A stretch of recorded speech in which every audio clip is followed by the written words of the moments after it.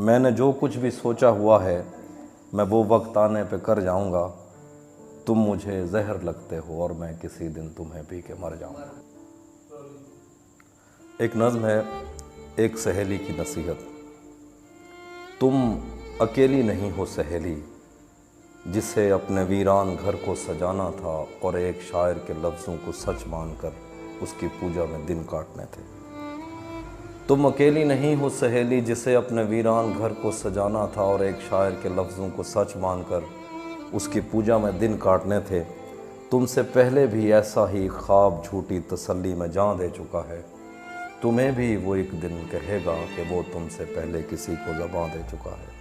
وہ تو شاعر ہے، وہ تو شاعر ہے اور صاف ظاہر ہے شاعر، ہوا کی ہتھیلی پہ لکھی ہوئی وہ پہیلی ہے جس نے ابد اور ازل کے دریچوں کو الجھا دیا ہے۔ وہ تو شاعر ہے، شاعر تمنا کے صحرا میں رم کرنے والا ہرن ہے، شوبدہ ساز صبحوں کی پہلی کرن ہے، ادب گاہ الفت کا معمار ہے۔ وہ تو شاعر ہے، شاعر کو بس فکر لوح و قلم ہے، اس سے کوئی دکھ ہے کسی کا نہ غم ہے۔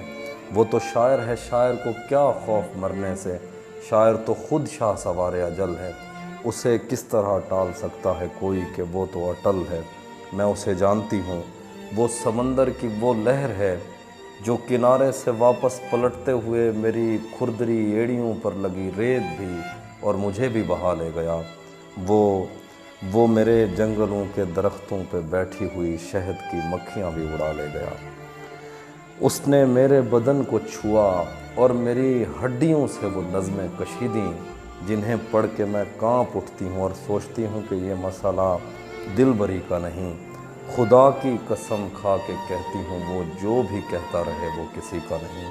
سہیلی میری بات مانو، تم اسے جانتی ہی نہیں، وہ خدائے سپاہ سخن ہے اور تم ایک پتھر پہ ناخن سے لکھی ہوئی اسی کی ہی ایک نظم ہو۔ ایک اور غزل کے شعر ہے، مت لگے بغیر۔